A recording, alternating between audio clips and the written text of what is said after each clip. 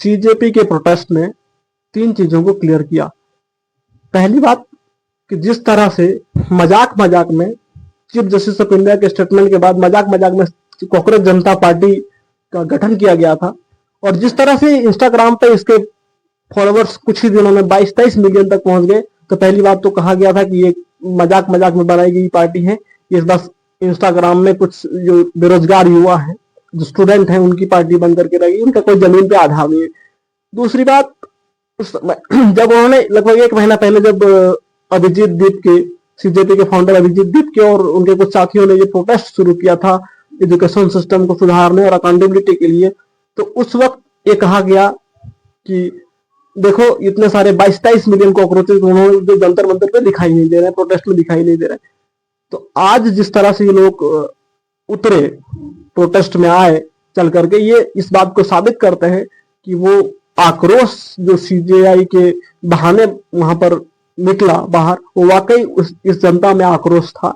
दूसरा सवाल, जिस तरह से अभिजीत दीप के पर जो सवाल उठाए गए थे, और चूंकि वहां पर सोनम वांगचुक हंगर स्ट्राइक पर थे और अभिजीत दीप के और उनके जैसे जो अधिकतर लोग थे वो वहां पर अपना नॉर्मल प्रोटेस्ट कर रहे थे, तो उस पर सवाल उठाया गया कि अभिजीत दीप के जो इसका लीडर है, वो खुद सोनम वांगचुक के सामने यहाँ रहने के बाद भी वो खाना पीना अपना कर रहा है, जबकि एक 60 साल का आदमी, बुजुर्ग आदमी उसके सामने अनशन कर रहा है, वो सीरियसनेस नहीं है। तो जैसे ही जब उन्होंने सोनम वांगचुक के प्रोटेस्ट साइड से खाली कराए जाने के बाद जब अभिजीत दीप के ने खुद के लिए इंडेफिनिट हंगर स्ट्राइक का घोषणा किया, तो उन्होंने उसको भी गलत साबित कर दिया। और तीसरी बात और आखिरी सबसे इंपॉर्टेंट बात जो इस प्रोटेस्ट ने साबित किया, आज के प्रोटेस्ट ने, वो ये है कि जैसे ही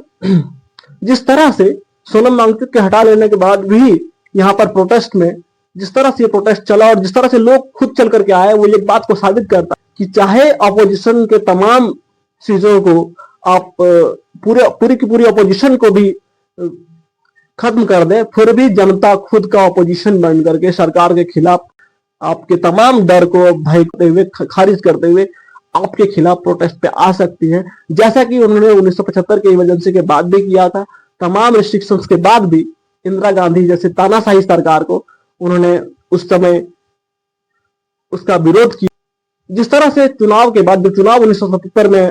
घोषणा की गई, जिस तरह से उन्होंने एक तरफा कांग्रेस को खारिज किया उस जमाने में,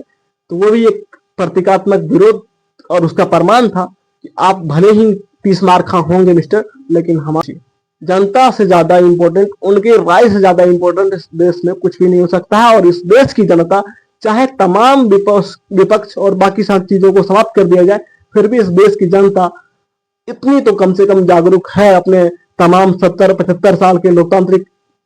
इतिहास के बाद। उन्होंने इतना तो जरूर हासिल किया है कि हम अपना विकल्प, अपना अपोजिशन खुद बन सकते हैं, सरकार के खिलाफ खड़े हो सकते हैं।